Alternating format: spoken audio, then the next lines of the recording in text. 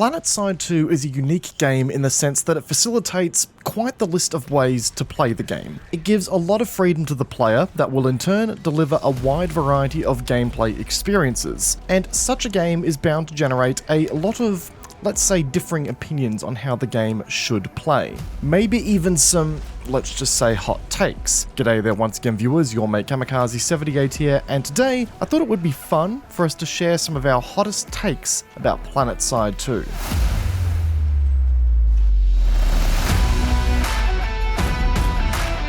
So first things first folks, some housekeeping on this video, because the very nature of this video is likely to generate some incredibly spicy conversation down below in the comment section and even in our Discord server, which I recommend that you all come and join, by the way. We recently overhauled it and added a bunch of new stuff and functionality, so come stop by, there is a link to it in the description down below. But while I welcome spicy conversation and a good debate, I hope that we can keep things as respectful as possible and understand that I'm sure all of us have a different idea of what the perfect Planetside would look like. And ultimately, that's kind of what this video is. If I was in the lead game designer seat, and if I was the one making the big calls, these are the immediate changes that I would make to Planetside as we know it today, just under the guise of a hot takes video, if you will. And also for a bit of fun, I've sort of ranked my hot takes in order of anticipated spiciness when it comes to their reception, so I'm definitely keen to hear your reactions in the comment section and on Discord. Also be sure to drop your hot takes down below as we get through this video. But okay, let's start off with the hot takes that I really consider to be mild as far as the spice level is concerned. I truly believe that these takes are the, let's just say, white people spicy of takes, if you will. The takes that I think will ruffle some feathers, but the ones that I think that overall might actually see people land on a relatively united front about.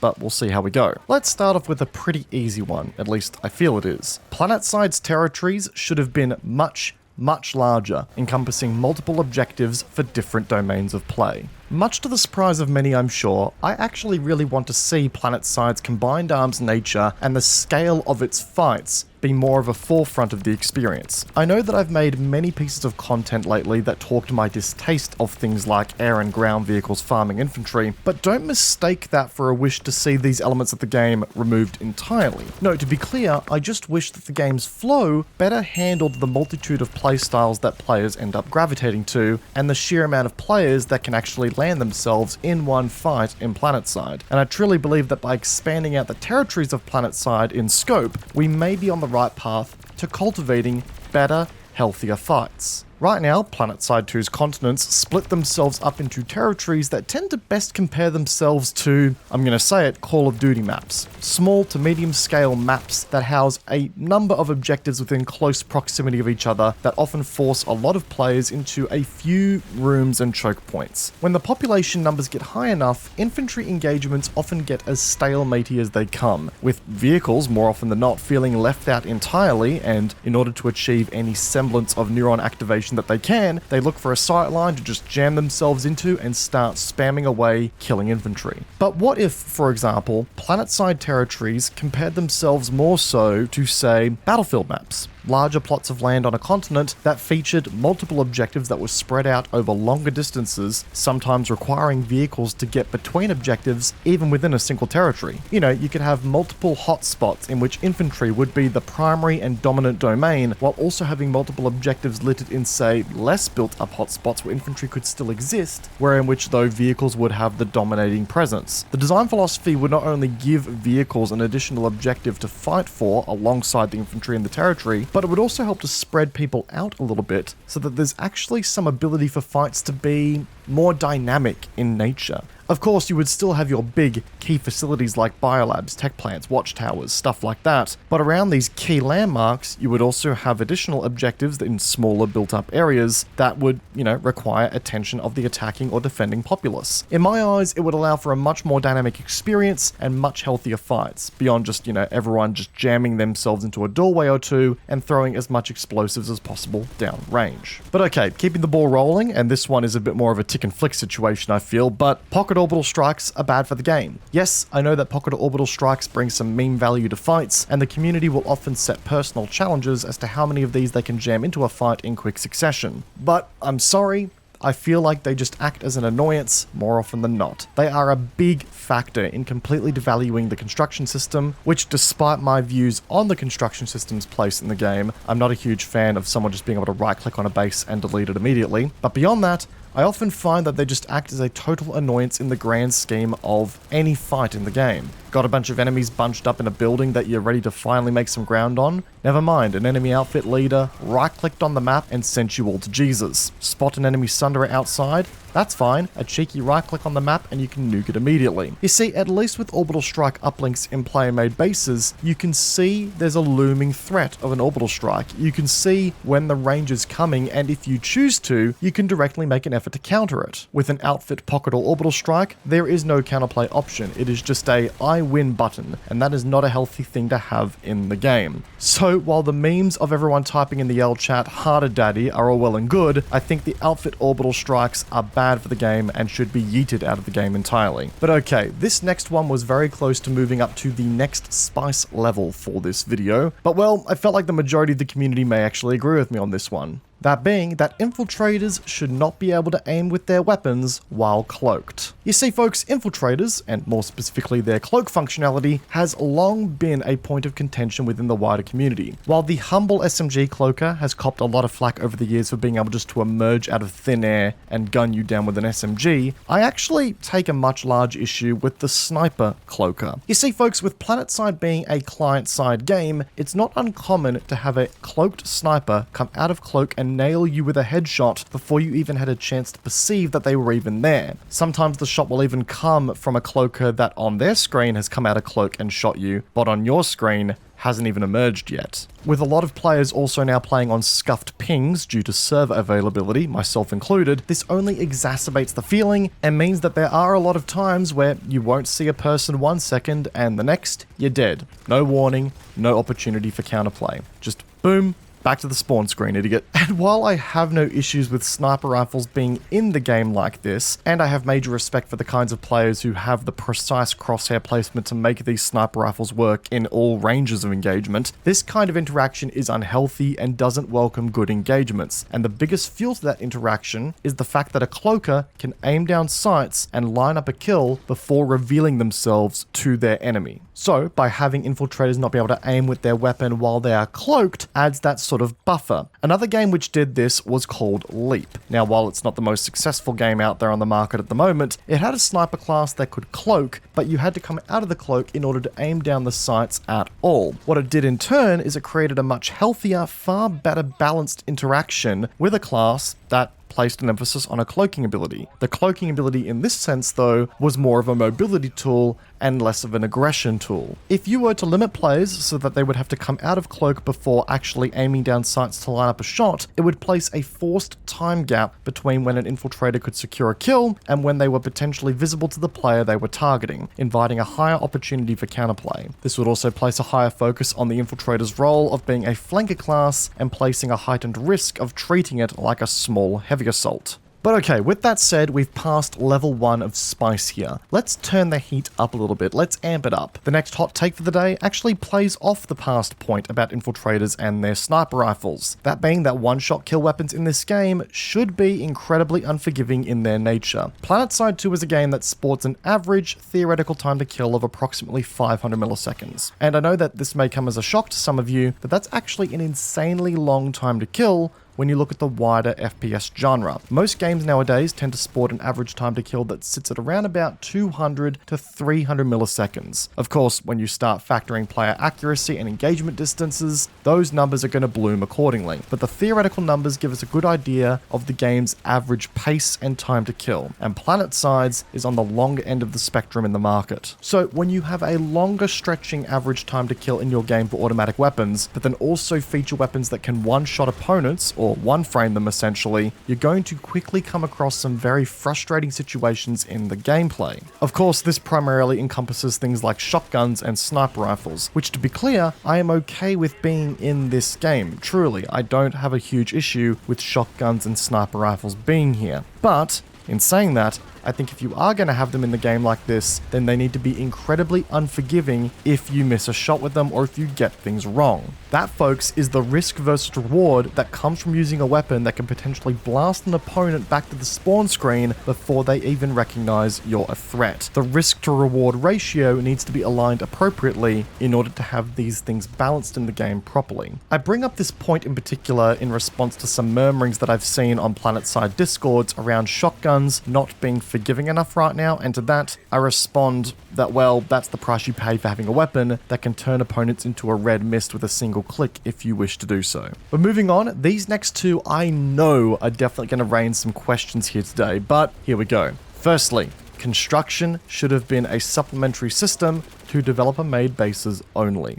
Now, this is a hot take that is timely with the release of the fortification update, and I know that construction mains are seething in my comment section right now, so give me a moment to explain, guys. Look, I get it. Construction can most certainly provide some good fights when it is manipulated correctly by the builders who are building the bases. And I will admit that since I released my video on construction a couple of days ago, I have had some good fights involving the updated construction system. Have there been enough fights for me to internally rationalize us spending this much development time on the system? No, probably not. But it's better than it was, and to that I give credit. In saying that though, I feel like construction would have been a much healthier and even more relevant addition to the game if it was just there to supplement existing development-made bases. And when I say that, I'm not suggesting that we just completely remove the, no build zones and let players ham with their freedom. What I do mean is that each base would have a set number of, let's just call them modules for lack of a better word here, that could be built up if a base was supplied with the right amount of quartz. Let's just say that there are a couple of predetermined wall modules that you could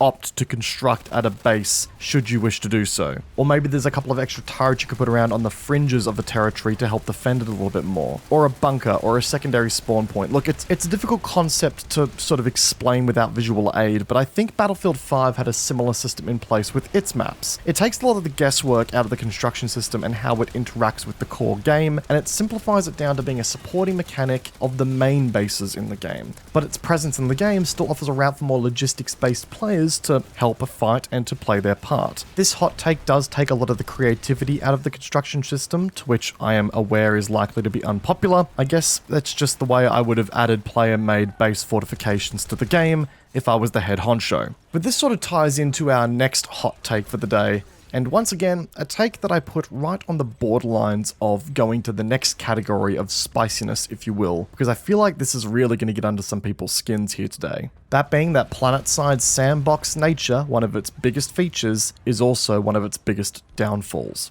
I know, the sandbox nature of Planetside is very much what makes the game what it is. The freedom to approach a situation in any manner that you feel like is one that many players, I imagine, feel is a saving grace of the Planetside experience. However, I would argue that at times, its biggest downfall spawns from this very design decision and philosophy. The fact that you can choose to completely overwhelm a base with gross overpop also spawns some of the least engaging, horrific gameplay out there on the first-person shooter market. The lack of restrictions on the amount of force multipliers that can exist on the map at any one time also produces some incredibly one-sided, frustrating gameplay. Too much freedom often leads to gamers gaming the fun out of your game, especially if it leads to a win in said game. It's something that we see in Planetside all the time, and that's something that I am sure has turned potential new players away from the game in the past. Truth be told, I really don't think that this is something that you can actually fix, and I'm not going to sit here like the all-seeing messiah and pretend that I have an answer to this, because I don't. It's, in all honesty, Planetside biggest selling point, and it's a problem baked into the core of the game. But it's something that does have a strong impact on the Planetside franchise, for better or for worse, and it just had to make its way into the hot take video, because while it is a part of the game, it can lead to one of the main reasons players aren't sticking around too. Again, a hot take from me. But alright, we've had a good deal of fun to this point, but now this is where we turn things up to the max. These are the hot takes. These are the hot takes that are extremely difficult to chew on and are going to feel as spicy coming out the rear end. These are the takes that'll give you sweats midway through. So let's start off with the one that I'm sure is going to get some people absolutely spiraling. Respawn timers should return to false multipliers upon death. It's simple. If you die in a false multiplier of any form, you shouldn't be able to pull that false multiplier again for a fixed allotment of time. No longer can you dictate how often you can spam a vehicle based on how many nanite boosters you have active. No longer can you sit in a false multiplier only to chain pull another one as soon as you go down. If you die, that's it for a while. Obviously, depending on the vehicle and how offensive it can be, the timers would be shorter or longer based on the potential impact it would have on the battlefield. But I do believe that having some sense of cost to losing a vehicle or a max in combat should have repercussions. I've talked about this on multiple occasions, especially via the max suit videos, but I do believe that if a player puts in the effort to take you out while you're in a false multiplier, and you're just able to go ahead and pull another one immediately, completely invalidates the work done by that player trying to counter you. And I can see it coming from a mile away, but Cammy, what about the vehicle mains in the game? We have to remember, guys, that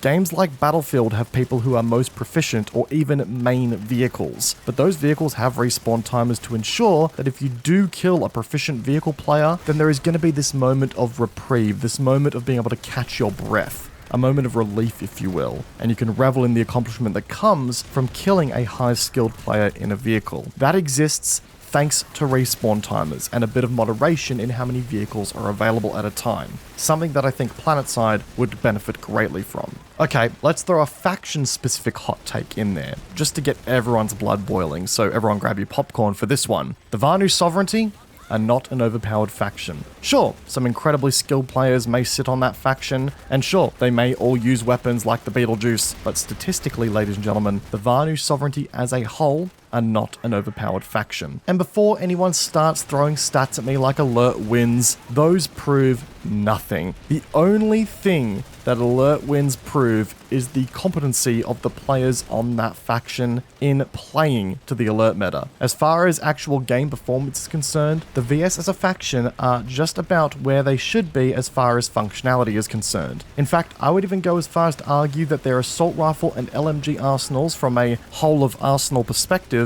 are one of the more average arsenals in the game. Want to stoke the fire even more? You got it. I would even argue that the NC are probably the best faction in the infantry arms race right now, given their insane alpha damage weapons and variety of options. TR weapons are also fantastic. The TR have one of the best assault rifle arsenals in the game by far, and one of the best LMGs in the game by far. So yeah, I see these comments all the time. To play the VS is cheating or is easy mode, and while yes, their weapons are a bit easier to use across the board as far as their skill floor is concerned, I promise you that once players get over that initial hump of learning the weapon mechanics in this game, the other factions in the game have a lot of gear that put them above the VS overall. Faction disparity, at least in the core automatic weapon space, is not in favor of the VS. The VS are not overpowered for that reason.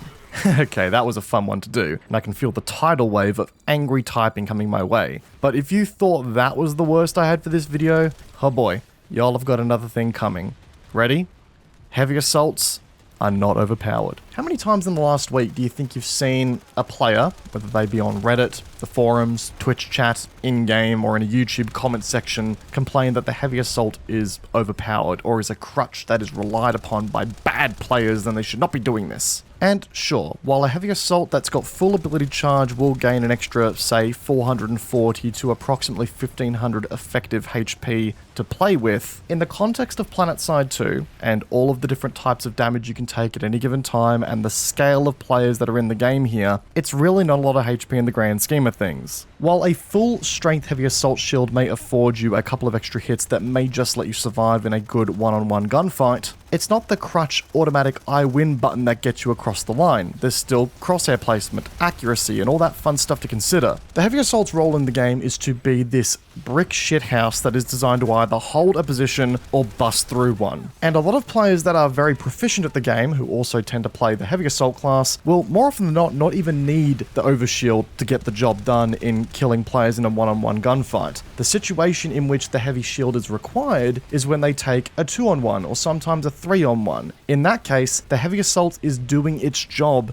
in the game. It's fulfilling its purpose. And sure, there are of course going to be times where the heavy assault shield may act as the decider between you and them winning or losing, but by the same token, if a heavy assault player is a ways into their killing spree or their life here, and they have enough heavy assault overshield charged to, make it be useful in that one-on-one gunfight, then they've had the skill to manage their resources to keep it at that level. And that on its own is just good, proficient player skill. You may have noticed that the gameplay that I've chosen to use for this particular segment of this video is combat medic gameplay. And that's to illustrate that, well, in this particular situation, whether I was playing heavy assault or combat medic, I'd be playing pretty much the exact same way here. Sure, I wouldn't be reviving players as a heavy assault, but as far as my ability to take engagements and fall back and, do my thing, overall, I'd be playing a pretty similar way here. And just to go one step further, if you take a look at the Planetside 2 alert statistics, you'll actually find that the heavy assault class is not the class with the highest average KDR in this game. It's in fact the infiltrator class across all factions. Just an interesting little tidbit there to take note of as well. But no, as far as the heavy assault and its current capability is concerned, I don't think it's overpowered, and that is the spiciest hot take